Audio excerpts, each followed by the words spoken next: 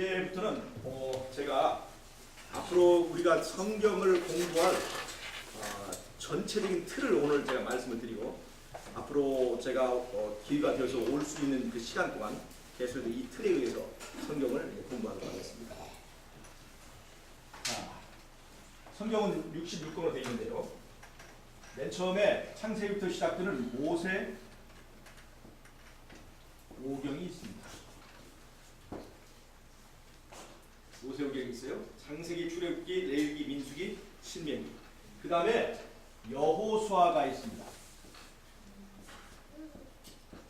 그 다음에요 사사기 있습니다. 그 다음에 사사기 끝에 여기 룻기가 하나 있고요. 그 다음에 사무엘, 상하. 그 다음에 열왕기, 상하. 역대, 상하. 이런 순서로 되어 있습니다. 잘 적으실 수 있으면 적으시면서 공부하시기 바랍니다. 이런 순서로 되어 있는데요. 성경 전체가 그냥 아무렇게나 나열되고 아무렇게 있는 것이 아니라 굉장히 큰 뜻들을 가지고 있어요. 보세요. 모세 오경에 보면 출애굽기가 있어서 출애굽하는 그 과정이 이제 나오죠. 맨 처음에 애굽에서 떠납니다.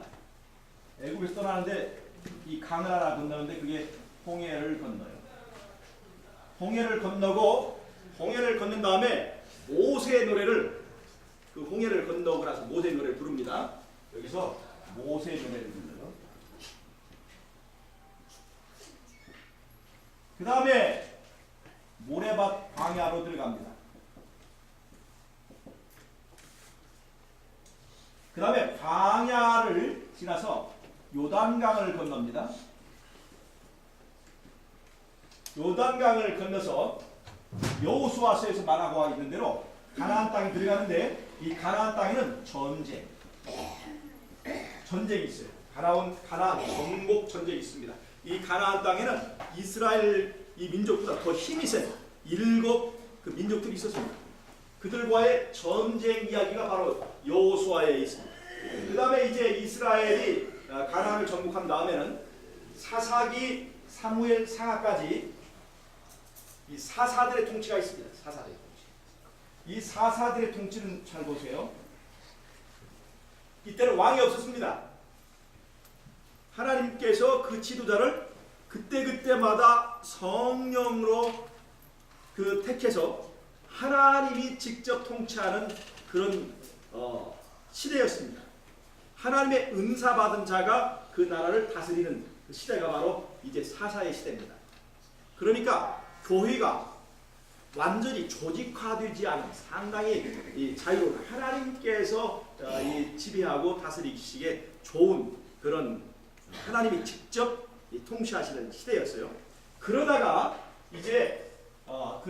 어떤 시대가 되냐면 이제 왕들의 시대, 이 왕국이 시작됩니다. 왕이 다스린 시대가 됐어요. 왕국이라고 하는 거는요, 이제 이스라엘이 좀 더 조직화된 운영을 하게 되었다는 것을 말합니다. 조직화되었어요. 왕이 있고 계급이 있고 그 다음에 이 군사가 있고 조직화된 이스라엘 체계를 말합니다. 그런데 지금 이 순서를 그대로 잘 보세요.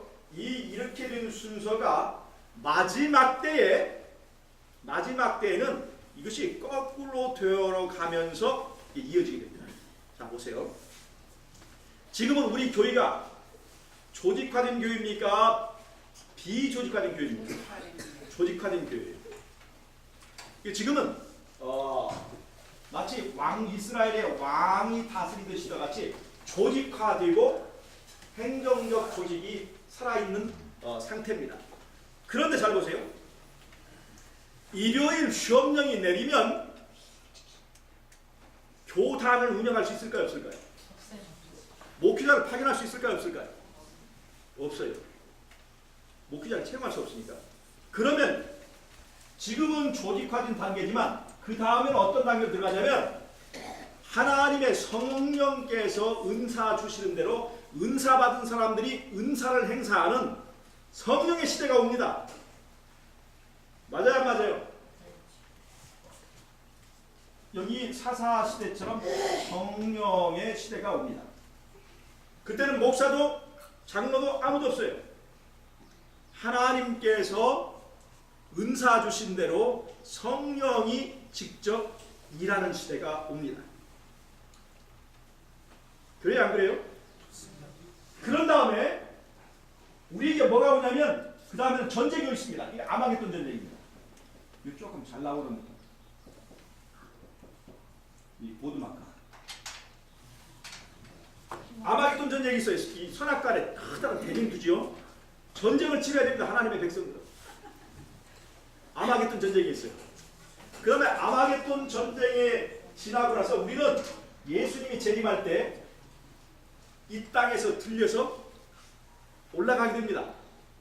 이스라엘 백성들이 요단강을 건너서 가나안 땅에 왔다면 이제는 거꾸로 하늘과 땅의 경계선에서 들려서 어디로 가느냐? 여기 광야로 갑니다.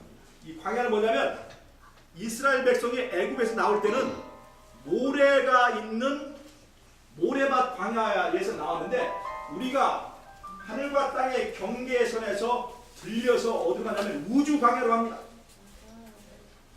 별이 모래처럼 많이 있는 그 우주의 별들의 광야를 지나서 이게 광야. 자, 지금 이해가 되십니까? 별들이 모래처럼 반짝이는 그 별들의 광야를 지나서 어디로 가냐면 하늘 유리 바닷가로 갑니다. 하늘 유리 바닷가. 하늘 유리 바닷가에서 어떤 노래를 부를까요? 그때는 모세와 어린 양의 노래를 부르게 되어 있어요. 그리고 그들이 사는 곳이 뭐냐면 천국입니다.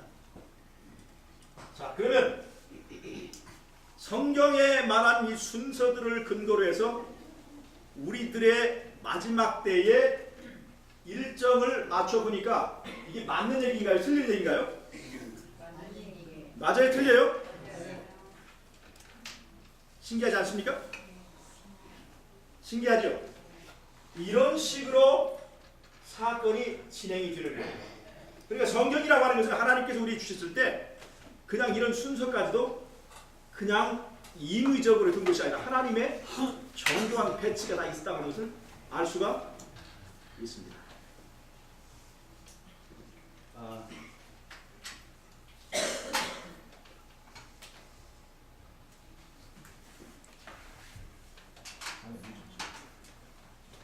잘 나가는 것이. 예.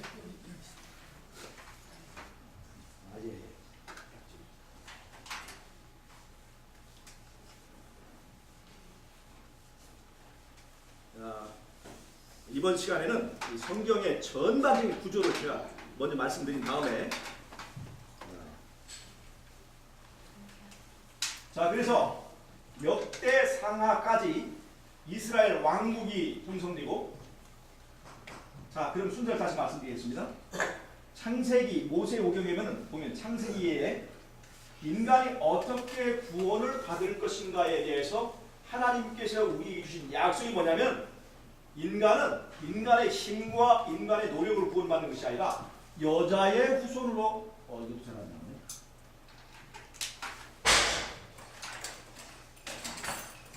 하나님께서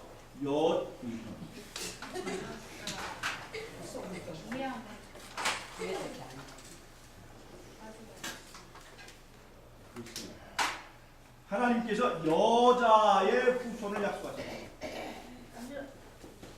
여자의 후손을 약속하셨습니다. 여자에게서 아들을 낳을 것인데 그 아들을 통해서 인간을 구원하겠다는 약속을 주셔서 우리는 그 여자의 후손을 기다리고 또 기다리다가 이미 2000년 전에 예수님이 탄생하셨어요. 그 여자의 후손을 믿는 종교를 가지고 있는 사람들입니다.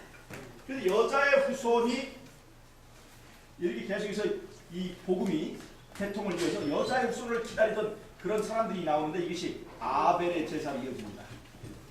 이 여자의 후손의 기별에 반대하는 무리가 있는데 뱀이 있어요. 뱀의 후손들이 있습니다. 이 뱀의 후손이 있는데 뱀의 후손은 이게 가인의 제사로 그 정신이 이어집니다. 그 다음에 이 아벨의 가인의 제사는 바벨탑으로 이어집니다. 아벨의 제사는 이게 아브라함으로 이어지면서 아브라함은 이제까지 제가 말씀드렸던 성경의 이제 열왕기 상하 역대 상하까지 이르러서 왕국을 이루면서 이 여자의 후손의 복음을 믿고 여자의 후손을 기다리는 무리들을 상징하는 나라가 이스라엘인데 그것을 대표하는 것이 바로 예루살렘입니다. 그리고 바벨탑 정신을 이어서 세운 나라가 바로 바벨론입니다. 그래서 선악간에 우리 눈에 보이지 않는 선악간의 대쟁투가 벌어지고 있는데 선악간의 대쟁투를 알기 쉽도록 예루살렘과 바벨론의 싸움으로 표현합니다. 이 바벨론과 예루살렘 사이의 전쟁이 바로 선악간의 대쟁투인데 바벨론과 예루살렘의 전쟁이 이제 노골적으로 나타나는 것이 어디냐면 그것이 바로 다니엘서 1장 1절 2절입니다. 자, 제가 지금까지 이제 역대 상하 여기서 연결을 했죠. 여기에서 다윗의 왕국 예루살렘이 나타나고 이때쯤에는 바벨은 여기서 나옵니다. 읽어보세요. 다니엘서 1장 1절 2절 한번 읽어보세요.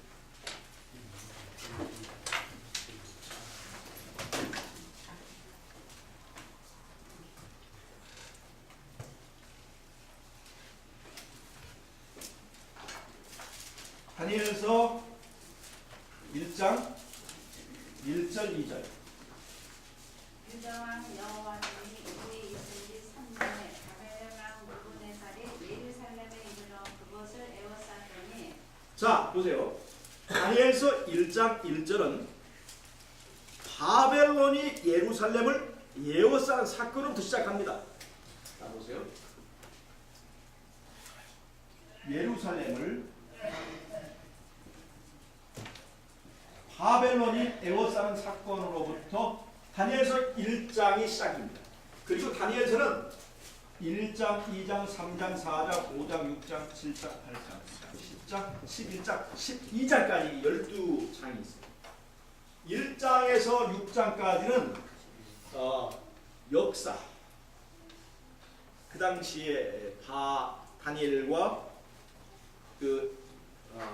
바벨론의 끌려간 다니엘 세 친구들의 활약을 말하고 있는 그 역사가 있고요. 7장부터 12장까지는 예언이 있습니다. 그런데 잘 보세요. 이 다니엘서가 가지고 있는 12개의 이 장의 이야기는 계시록 12장, 13장, 계시록 14장 서로 이렇게 교차하여 짝이 됩니다. 계시록 14장에 보면 세천사의 기별이 나와요. 세천사의 기별이 나오죠. 계시록 12장 13절을 보면 용과 바다에 나온 짐승과 땅에 나오는 짐승 이 세 짐승이 나오면서 짐승의 삼중연합이 있습니다. 자 보세요. 삼중연합.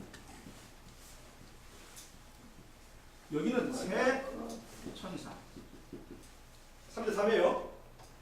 짐승의 삼중연합은 계시록 12장 13장에 있고 계시록 14장은 세 천사의 기별이 있는데 이것이 다니엘서의 전반부 6장까지는 이것이 세 천사의 기별이 이 안에 들어있고 7장에서 12장까지는 바벨론의 세 가지 요소가 들어있고 정치적 요소, 종교적 요소, 그 다음에 적그리스도의 그 역사가 들어있어서 이것이 이쪽에 바벨론의 세 가지 속성은 계시록 12장 13장의 짐승의 3중의 연합으로 연결되고 다니엘서 1장에서 6장까지 있는 이 역사 부분은 계시록 14장에 있는 새 천사의 기별과 연결이 됩니다. 제가 오늘 설명해 드릴 것은 바로 이 부분입니다. 근데 지금은 제가 바로 설명해 들어가자고 먼저 전반적인 틀을 잡아놓고 시작하기 때문에 그냥 넘어가겠습니다. 다니엘서와 계시록이 이렇게 연결되어서 구약에 있던 다니엘서의 그 사상과 흐름이 에덴 동산에서부터 시작된 여자의 후손의 복음이 역대 상하 그때쯤에 이 다니엘이 바벨론에 살라평하면서 다니엘서와 그 당시 일어난 다니엘서와 연결되면서 이것이 요한계시록으로 신약의 요한계시록으로 연결되고 있습니다. 자, 신약의 요한계시록은요. 자, 보세요. 신약의 요한계시록은 요한복음과 요한 1, 2, 3서로 되어 있는 요한의 5가지 이 책에 일관된 하나의 사상을 형성합니다. 제가 지금 이것을 자세히 설명드릴 수 없어요. 앞으로 차례차례 설명을 해드릴 거예요. 요한의 5권의 책은 요한계시록과 요한복음과 요한 1, 2, 3서인데 이것들이 그냥 의미 없이 있는 것이 아니라 하나의 일관되고 하나의 통일된 사상을 가지고 있어요. 그건 뭐냐면 말씀이 육신이 되시니라고 하는 이 사상으로 이 요한의 기별이 연결되어 있다는 것입니다. 자, 구약의 성경이 쭉 역대 상하까지 연결되다가 그것이 다니엘서를 디디해서 요한계시록 넘어가는데 요한계시록은요 선악간의 대쟁투가 있다고 하는 것을 우리에게 보여주는 책이 바로 요한계시록입니다. 근데 그 대쟁투의 내용은 이 요한의 5권의 책 속에 잘 설명되어 있습니다. 그런데 이 요한복음은요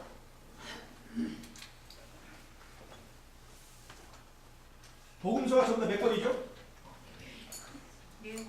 4권인데 이 요한복음은요 복음서 4권 중에서 총론에 해당됩니다. 총론.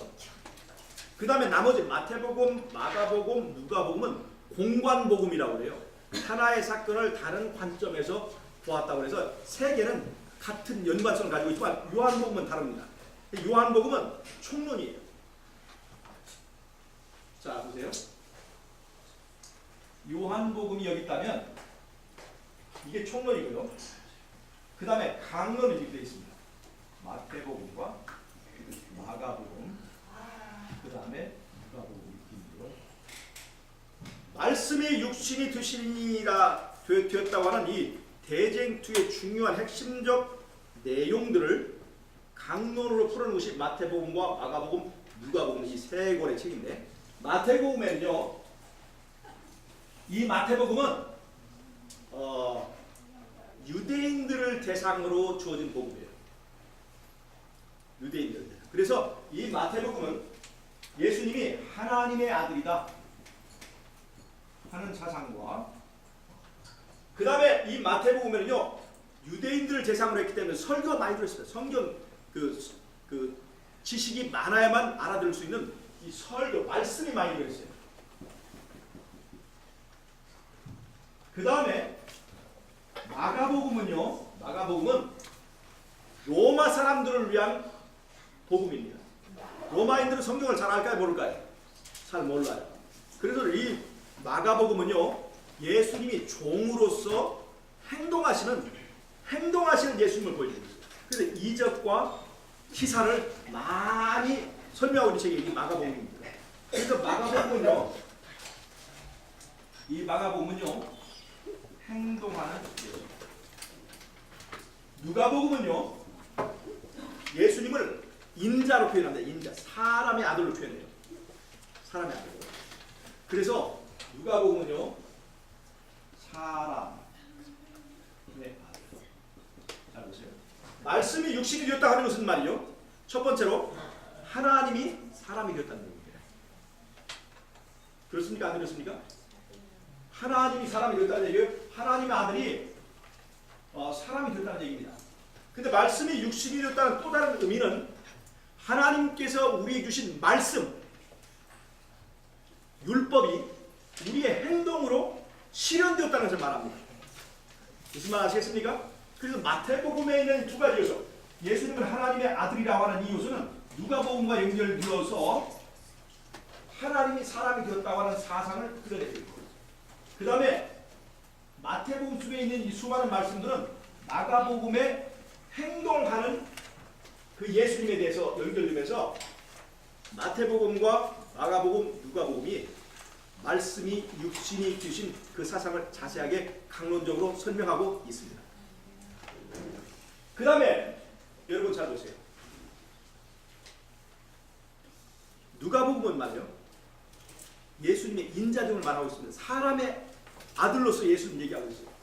자, 그러면 예수님이 사람이 되셔서 우리에게 보여주신 모범은 우리도 그렇게 할 수 있다는 겁니까? 아니면 예수님만 그렇게 할 수 있다는 겁니까? 예? 바로 그거예요. 예수님이 보여주신 삶은 우리 모든 인간도 그렇게 할 수 있다는 것을 보여주시기 위해서 예수님이 그렇게 사셨는데 사람들이 그걸 잘 믿어요, 안 믿어요? 안 믿어요. 왜? 예수님은 하나님의 아들이셨으니까 그렇게 됐지, 우리와는 좀 다르지. 그러면서 예수님을 높이는 것처럼 보지만 은근히 내 죄를 합리화시킨 것입니다. 그래서 그 누가복음을 쓴 동일한 저자 누가가 또 다른 책 뭘 썼냐면 사도행전을 썼습니다.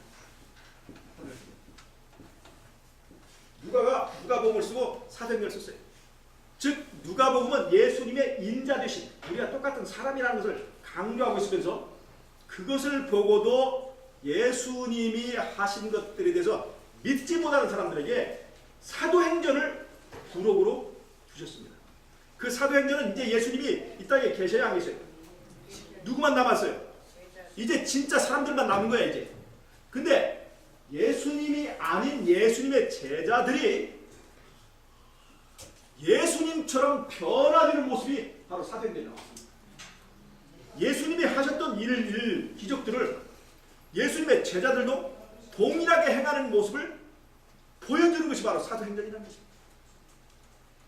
그러니까 이 복음책에는요, 그냥 있는 것들이 아니라 굉장히 중요한 어떤 사상적 메시지를 가지고 이렇게 체계적으로 갖춰져 있다는 것을 볼 수가 있는 것입니다. 자, 다시 한번 우리가 복습합니다. 모세오경에서 시작해서 쭉 이스라엘 역사가 흘러가서 역대상하까지 가서 그것이 그 역대상하 끝에 이제 이스라엘이 바벨론의 포로로 잡혀가는 사건이 생기죠. 거기서 다니엘서가 연결돼요. 그 다음에 다니엘서를 통해서 그것이 어디로 연결돼요?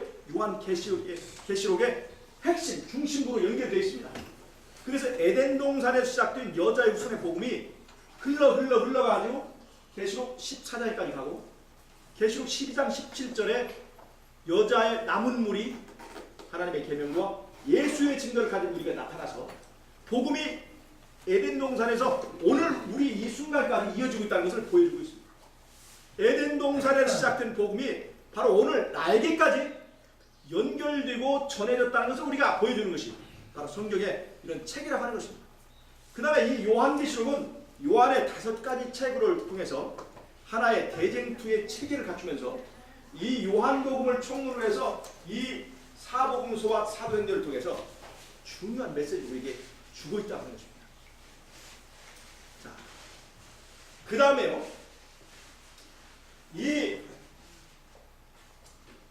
마태복음을 통해서 마가복음으로 흐르는 복, 마태복음을 통해서 누가복음으로 흐르는 이 두 가지 체계에서 잘 보세요.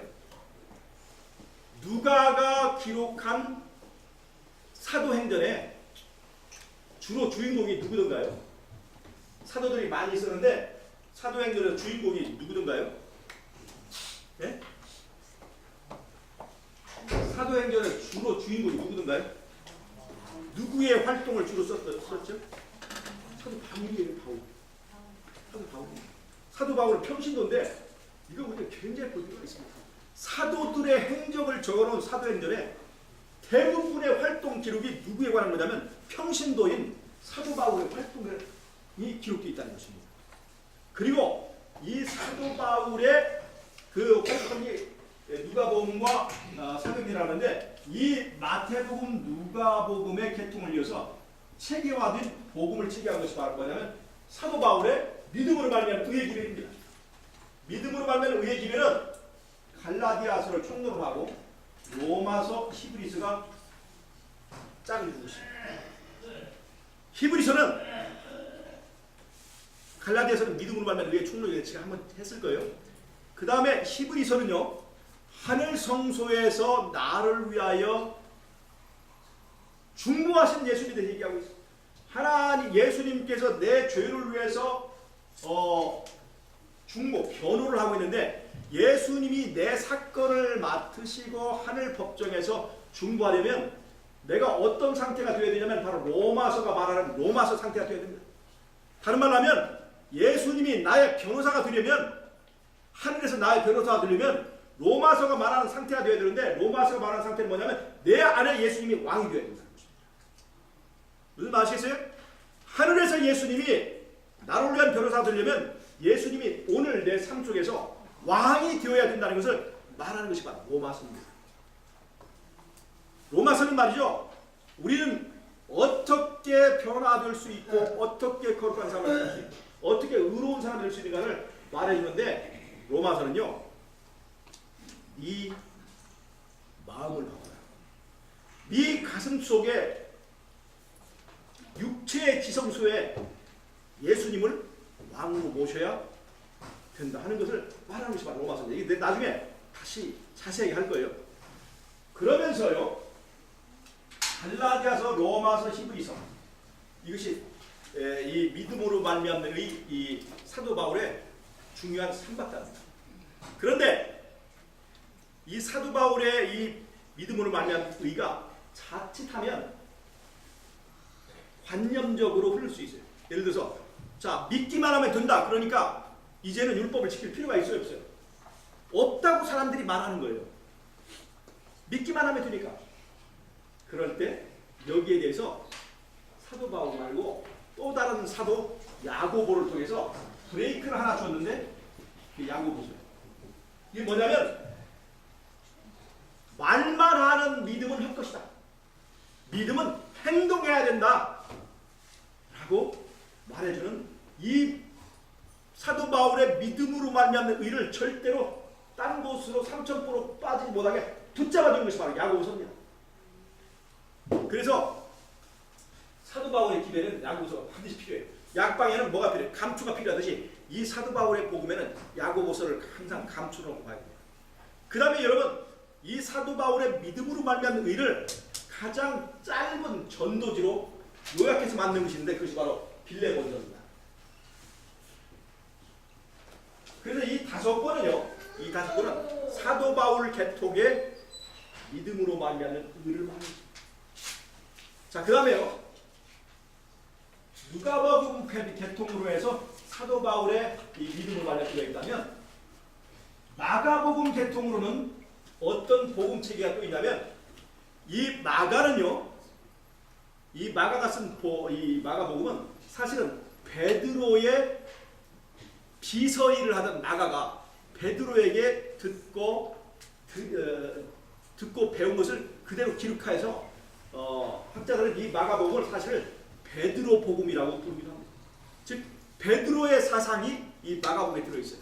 그런데 이 마가복음과 연결돼서 나온 것이 뭐냐면 이 베드로 전 후서 그리고 이와 비슷한 유다서까지 이게 딱 체계를 이루고 있습니다. 이것은 뭐냐면 자 요한의 기별이 말씀이 육신이 된다. 말씀이 육신이 됩니다. 이 말은 무슨 말이냐면 내가 예수를 믿었을 때 내 외부적인 삶에 어떤 변화가 나타날 수 있는가를 보여주는 겁니다. 근데 바울의 기별은 뭐냐면 내 삶이 변화되려면 즉 외부적인 변화가 있으려면 먼저 내 안에 내부에 변화가 있어야 된다. 내부에 혁명이 있어야 된다. 그걸 말해주는 거예요. 즉 사도 바울이 내면의 변화를 강조한다면 요한복음은 그것이 나타나는 외면적인 변화를 말해주는 거죠. 근데 베드로 전후서는 뭘 가르치냐면 사람이 거듭난 것은 썩어질 씨로 된 것이 아니라 썩지 아니할 하나님의 보배로운 말씀을 든 것이다. 우리가 어떻게 거듭날 수 있는지에 대해 얘기하면서 거듭난 사람들은 어떻게 살아야 되는가를 얘기하고 있는 것이 베드로 전서 후서 그 다음에 유서 율라서입니다. 세 가지의 복음의 체계가 각기 다른 색깔을 가지면서 하나님의 메시지를 동일한 메시지를 전하고 있는 것입니다. 자, 그럼 지금 이제 성경이 거의 지금 하나씩 다 맞춰지죠? 신약에는요, 요한계시록에는요, 요한이 보내는 7교회 보내는 메시지가 있습니다. 즉 요한복음 속에는요, 요한이 보내는 7교회에 보내는 메시지가 있는데 맨 처음에 뭘로 시작되죠? 에베소 교회에 시작합니다. 맨 끝이 라오디게아 교회입니다. 근데 사도 바울이 쓴 편지에도 말이죠, 이 교회에 쓴 편지가 7개가 있습니다. 자, 보세요. 에베소서는요, 자, 사도 바울도 에베소서가 있어요. 사도 바울의 에베소서는요, 뭘 얘기하고 있냐면 교회는 예수님의 몸이다. 그 다음에 골로새서는요, 골로새서는 예수님은 우리의 머리다. 즉 에베소서는 교회가 우리의 몸인 것을 얘기했다면 골로새서는 예수님은 우리의 머리다. 그렇게 하는 얘기입니다. 그 다음에 이 사이에 뭐가 있냐면 빌립보서가 있습니다. 빌립보서는요, 예수님은 하나님의 본체시다. 그렇게 얘기해요. 이 세 권하고 빌레몬서가 합쳐서 옥중서신이라고 합니다. 이 감옥에 쓴 거예요. 자, 사도 요한이 계시록 쓸 때는 요한이 어디에 있었습니까? 판무섬 감옥에 있었습니다. 그 감옥이에요. 사도 바울이 말이죠, 7교회에 보내는 어떤 편지를 쓸 때는 사도 바울도 감옥에 있었습니다. 근데 여기에 빌레몬서가 아까 이쪽에 믿음을 하면 의예로 두면서 나머지 3개 에베소, 빌립보, 골로새 이 감옥 서신 3개가 교회에게 보내는 편지의 틀을 잡고 있습니다. 그리고 이 사이에 고린도 전서와 후서, 이 사이에 데살로니가 전서와 후서를 딱 합치면 각 교회에 보내는 교회 사정에 맞도록 보내는 7개의 편지가 딱 짝을 맞춰져 있습니다.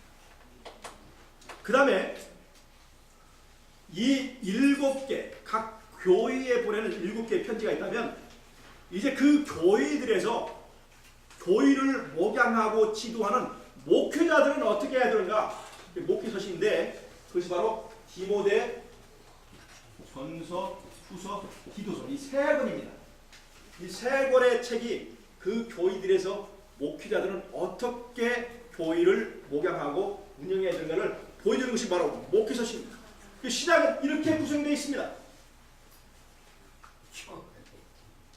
자, 이해가 되십니까? 3가지의 계통의 복음이 요한계시록을 통해서 구약과 연결되면서 이렇게 짝을 맺는 것을 보여주고 있죠. 자, 그 다음에 제가 좀 더 말씀드리겠습니다. 이 신약의 이 요한의 기별, 바울의 기별, 베드로의 기별들은 이것이 또 모세 오경에 있는 기별과 다 연결되어 있습니다. 자, 보세요. 모세 오경의 처음 책은 창세기인데 창세기의 1장 1절은 태초에 하나님이 천지를 창조하시라고 되어 있어요. 근데 요한의 기별, 요한복음 1장 1절에는 태초에 말씀이 계시니라. 창세기 3장에 보면 여자의 후손을 약속하는 얘기 나옵니다. 근데 요한복음 3장에 보면 그 여자의 후손, 요한복음 3장 16절에 하나님이 세상을 이처럼 사랑하사 독생자를 주셨다고 하는 그 얘기가 요한복음 3장에 나와요. 창세기 3장 15절에 그 얘기가 있다면 요한복음 3장 16절에 바로 그 얘기가 있어서 그 여자의 후손에 대한 약속이 요한복음 3장에서 그대로 성취된 것을 볼 수가 있습니다. 창세기 앞부분의 이야기는 계시록 끝부분과 다 연결되어 있습니다. 그러니까 요한의 복음이 그냥 요한복음으로 떨어져 있는 게 아니라 모세의 기별과 연결되어 있다는 것을 볼 수가 있습니다. 사도 바울의 이야기, 왕을 바꿔야 내 안에 가나안이 이루어진다. 이것은 출애굽 사건에서 그대로 보여줍니다. 이스라엘 백성이 어떻게 바로의 종로로 다던 이 이스라엘 백성들이 어떻게 가나안 땅에서 자유로운 사람이 되었는가? 그들이 한 일이 뭐냐면 왕을 바꾼 것입니다. 왕을 바꾼 거예요. 왕을 바꿔서 그 왕을 따라 길을 나섰더니 그대로 가나안 땅에 갔다. 요한복음의 사상, 사도 바울의 사상, 베드로의 사상들은 전부 다 모세 오경에 있는 기별과 일치하게 되어 있습니다. 자, 이제 나머지 아까 참여해 주셨어요. 구약의 이제 나머지 부분들이 좀 몇 개가 있어요. 그것만 제가 설명을 드리고 하겠습니다.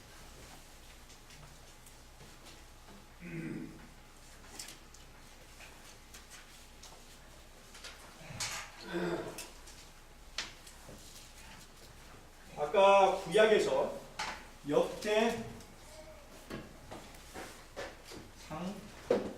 상하까지 나왔고, 그리고 이것이 이쪽에 다니엘서를 통해서 계시록에 연결된 걸 우리 다 봤죠.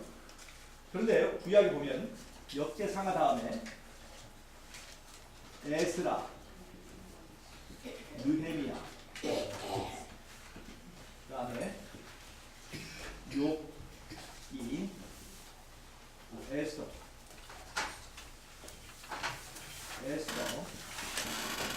욥, 시편, 사문, 전도서, 아가서 이렇게 얘기합니다. 이렇게 쭉 나오죠. 근데 여러분 여기에 있는 이 내용의 이야기들은요, 마지막 때에 있을 남은 무리들을 위한 중요한 정보를 가지고 있습니다. 계시록 14장 1절부터 5절까지 보면 거기에 14만 4천이 나오는데, 그들은 그 입에 거짓이 없고 흠이 없는 사람들이죠. 다른 말로 하면 품성에 흠이 없는 사람들입니다. 품성에 흠이 없는 사람들인데, 이 에스라와 느헤미야서는요, 이스라엘 백성들이 바벨론에 포로 잡혀갔는데 그때 예루살렘 성이 다 무너졌습니다. 그들이 돌아와서 성전을 재건하는 얘기가 에스라서와 느헤미야서에 나옵니다. 이 예루살렘 성전을 내 개인적인 인간적인 삶에다 적용하면 성전이 무너졌다, 예루살렘이 무너진 것은 내 품성이 무너진 것 똑같습니다. 죄로 인해서 내 삶이, 도덕적인 삶이 파탄된 것을 말합니다. 그러나 에스라와 느헤미야가 바벨론에서 돌아와서 그 예루살렘 성을 다시 재건하는 것입니다. 그런데 그때 재건할 때 이야기가 뭐냐면 바로 스가랴서에 나오는데, 그 성전을 재건하는 일이 불가능하다 사람은 생각했어요. 그때 하나님께서 보여주신 게 뭐냐면 촛대를 보여주면서 힘과 능으로 되지 아니하고 오직 나의 신으로 되느니라 말씀하셨어요. 이 말은 잘 보세요. 에스라와 느헤미야서를 바탕으로 볼 때는 어디에 포커스가 있냐면 될 수 있다에 포커스가 있어요. 힘과 능으로는 안 되지만, 이게 누구 생각이에요? 인간들 생각이 안 된다는 것이죠. 성전은 다시 재건하기 어렵다. 그러나 하나님께서는 말씀하셨어요. 그건 네 얘기고 네 힘으로 안 되는 거고, 누구의 힘으로 가능하다? 하나님의 힘으로는 가능하다는 거예요. 우리는요, 마지막 때 그 입에 거짓이 없고 흠이 없는 무리들이 등장해야 되고, 그게 누가 되어야 됩니까? 바로 우리가 되어야 되는데, 우리가 흠없는 품성을 갖추는 것은 불가능하다고 얘기해요. 왜요? 인간은 인간이기 때문에 죄질 수밖에 없다라고 얘기하기 때문에. 그래서 성경은 그렇게 얘기하지 않습니다. 예수 믿는 사람들에게는 인간의 힘으로, 너 원래 힘으로는 불가능하지만 네가 믿는 예수의 힘으로 그것이 가능하다 하는 것을 보여줍니다. 그것을 보여주는 것이 바로 에스라와 느헤미야서입니다. 어떻게 성전이 재건되고 예루살렘이 다시 회복될 수 있는가를 보여주는 것이 바로 에스라와 느헤미야입니다. 그런데 이 개혁인데요, 예수님의 초림을 위하여 성전이 건축될 필요가 있었습니다. 그것이 바로 개혁입니다. 에스라와 느헤미야의 개혁인데 잘 보세요. 에스라는 어떤 개혁을 했냐면 이스라엘 율법을 회복시켰습니다.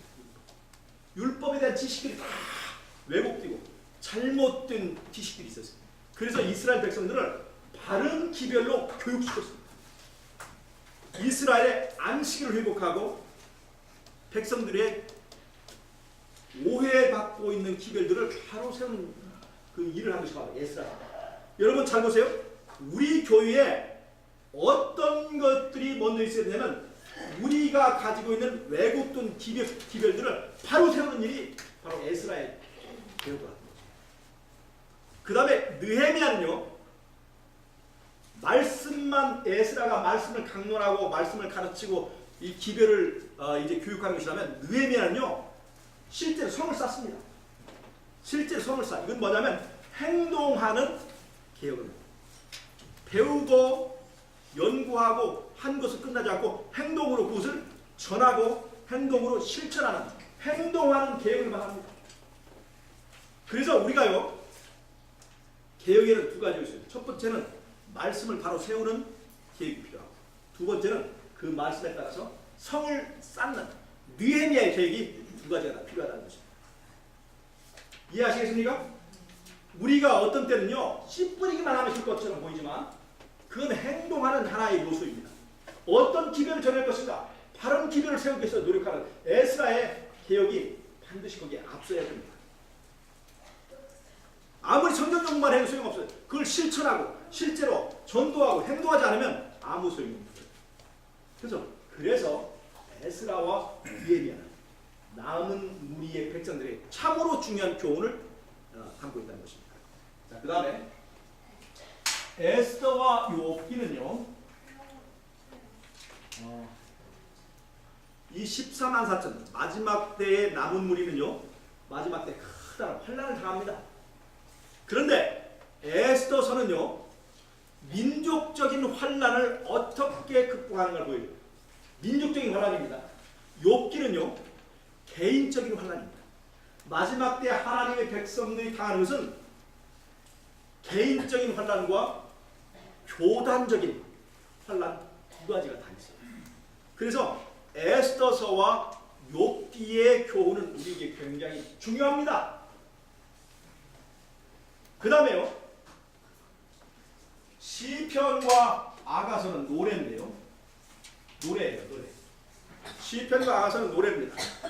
그런데요 계시록 14장에 나와 있는 14만 4천은요 특징이 뭐냐면 새 노래를 부르는 무리입니다. 그 새 노래가 뭐냐? 이 시편은요 시편 1편에 어떤 내용이 있죠? 복 있는 사람은 악인의 길을 쫓지 않고 오만한 자리에 자리에 앉지 아니하며 주야로 그 여호와의 율법을 묵상하며 즐거워하는 자라고 해요. 그러면서 저는 시냇가에 심은 나무 같아요. 시제로조차 열매 맺는. 이건 뭘 말하냐면 에덴 동산에서 선악과의 대립주가 어떻게 시작됐어요? 생명과와 선악과 나무의 열매로 시작된 겁니다. 그리고 하나님의 율법을 지킬 것이냐 말 것이냐 율법에 대하여 율법을 즐겨하느냐 아니면 율법을 부담스럽게 여기냐 하는 문제로 시작됩니다. 그리고 시편 1편은요 인간에게 선악간의 대적주 죄가 어떻게 시작되는가를 설명해주는 이야기부터 시작되면서 2편 3편에 보면 여호와의 기름 부은 자를 많은 왕들이 도전하는 얘기입니다. 하늘에서 사단과 그 부하들이 예수님을 도전한 이야기가 시편 2편 3편 그대로 나와 있습니다. 그 다음에요 시편 150편은요 기억하십니까? 시편 150편 어떤 노래가 있는지? 많은 악기들이 동원되어서 누구를 찬양하는 거예요? 여호와를 찬양하는 겁니다. 근데 이것은요 그냥 보면 의미가 없고요. 다니엘서 3장에 보면은 금신상을 세우죠. 근데 금신상을 세울 때 느부갓네살이 밋밋하게 그냥 전하라고 그랬어요. 그때 많은 뭐가 동원됩니까? 악기와 찬양이 동원되죠. 거기에 많은 악기들이 찬양 동원되어서 금신상을 찬양하라고 합니다. 그리고 마지막 때에 짐승의 우상을 세우는 사건은 바로 다니엘서 3장과 똑같은 사건입니다. 그때에 이 짐승의 우상을 찬양하는 많은 악기들이 나와서 그 종교를, 그 짐승의 우상을 찬양하게 될 것입니다. 찬양하게 될 것인데, 그때에 즉 짐승의 우상을 찬양하는 노래가 온 세상을 뒤엎을 때, 이때 여자의 후손을 따르는 그 무리들이 부르는 마지막 때에 부르는 노래가 시편 150편입니다. 자, 그러니까 이 시편이라고 하는 것은 선악간의 대쟁투에서 하나님의 백성들이 부르는 전쟁 노래예요. 승리의 노래입니다. 그런데 이 아가서는요, 아가서는 솔로몬과 술람 여자와의 사랑의 노래입니다. 지난번에 제가 얘기를 해드렸죠. 아가서의 내용을. 솔로몬이 자기를 정말로 사랑하는 여자를 찾기 위해서 왕자의 옷을 벗고 돌아다니다가 술람 여자를 만나서 그 둘이 서로 알콩달콩 사랑하고, 솔로몬은 왕위를 받으러 갔고 기다리다가 나중에 술람 여자가 솔로몬을 영접하는 얘기를 했었죠. 진정한 사랑을 말하는 거예요. 그러면서 솔로몬과 그 술람 여자가 서로 특한 사랑을 나누는 이야기가 바로 아가서의 얘기인데, 여러분, 하나님의 백성들이 부르는 노래는 선악간의 대쟁투에서 우리 삶 속에서 부르는 이런 승리의 노래들만 있는 게 아니라 예수님과 내가 은밀하게 사랑을 나누고 사랑을 노래하는 그 경험이 필요하다. 두 가지 형태의 노래. 하나는 전쟁 노래, 하나는 사랑의 노래. 이 두 가지 노래의 경험이 우리에게 필요한 거예요. 그 다음에 노래를 하나 더 첨가하자면 에레미야서 다음에 에레미야 애가가 있습니다. 애가는요, 죄에 대해서 슬퍼하는 것입니다. 그래서 노래의 삼박자, 하나님의 백성들이 마지막에 부르어야 될 노래의 삼박자는 시편과 아가서와 애가서입니다. 이 세 노래가 필요해요. 그 다음에 계시록 14장의 새 천사의 기별을 일이 나오는데, 새 천사의 기별 내용이 뭐냐면 하늘과 땅과 바다와 물들의 근원을 만드신, 다른 말로 하면 창조주를 경배하는 것입니다. 이 창조주를 경배하는 것이 무엇인가를 말하는 것이 바로 이 잠언과 전도서에 있습니다. 잠언과 전도서. 잠언은요, 전도서는 하나님을 경배하는 것입니다. 여기는 여호와라는 이름이 하나도 없습니다. 전도서에. 근데 잠언은 하나님은 하나님인데 어떤 하나님? 여호와 하나님. 자, 보세요. 우리가 하나님을 믿는다고 해서 아무 신이나 아무 하나님이나 믿는 게 아니에요. 여호와 하나님을 우리는 경배하는 거예요. 여호와 하나님은 뭐예요? 창조주 하나님을 믿는 거예요. 하나님은 하나님인데 여호와 하나님을 경배하는 거예요. 그래서 잠언과 전도서가 새 천사의 기별의 내용을 말해드리겠습니다. 자, 그러면 성경에 가운데에 있는 솔로몬과 다윗의 기별 중에 이런 의미가 들어있습니다. 제가 이제 마지막으로 이 뒤에 있는 이사야, 예레미야, 에스겔, 이 세 개의 대선지서와 함께 이 대선지사 옆에 있는 이 둘레에 있는 12개의 소선지서, 이것만 하면 마칩니다. 이사야, 에레미야, 에스겔이라고 하는 대선지서 옆에 12개의 소선지서가 있는데, 이것은 아브라함과 이삭과 야곱이라고 하는 이스라엘의 조상들을 통해서 12지파가 형성들과 똑같처럼 복음의 체계를 보여주고 있습니다. 제가 지금 이제 시간이 없기 때문에 이것은 나중에 제가 자세히 설명을 해드릴 거예요. 성경은요, 제가 이제까지 지금 이렇게 말하면서 전부 성경 전부 다를 지금 체계를 잡았습니다. 모세 오경수에 들어있는 원래의 한 덩어리 복음이 신약의 사복음서와 그 다음에 바울과 요한과 베드로를 통한 또 복음의 이론서가 이렇게 연결되고, 그 다음에 모세 오경 속에 있는 복음이 이 솔로몬과 다윗이 말하는 이 책들과 연결되고, 마지막에 이사야와 에레미야와 에스겔과 그다음에 12 소선지서를 통해서 마지막으로 구약의 복음을 완성하는 체계로 되어 있습니다. 이렇게 해서 성경 66권이 체계를 갖추고 있습니다. 자, 오늘 제가 이것이 좀 어려웠다는 것은 알지만 오늘 제가 일단은 전반적인 틀을 한번 보여드린 거예요. 오늘 이따가 오후에 할 공부는 다니엘서가 어떻게 요한계시록과 연결되는 그 이야기를 제가 오후에 하겠습니다. 제가 지금 이 시간에는 성경의 전반적인 구조를 한번 설명해 드렸습니다. 이제 제가 시간이 되는 대로 이런 순서를 밟아서 오늘은 다니엘서와 계시록이 어떻게 연결되었는가를 말씀드리고, 그 다음에는 요한의 기별을 말씀드리고, 그 다음에는 바울의 기별을 말씀드리고, 그 다음에는 베드로의 기별을 말씀드리고, 그 다음에 에스라에서부터 있는 또 성경에 있는 이야기, 그 다음에 이사야서와 에레미야, 에스겔과 12선지서로 되어 있는 이런 이야기들을 하고, 이 순서대로 앞으로 이런 공부를 좀 하도록 하겠습니다. 오늘 이 시간에 좀 어려우셨지만 성경의 전반적인 구조가 이렇다고 하는 것을 여러분 이해를 해주시기를 바랍니다. 오후에는 제가 다니엘서와 계시록이 연결되는가를 설명을 하도록 하겠습니다. 자, 기도하고 마치겠습니다.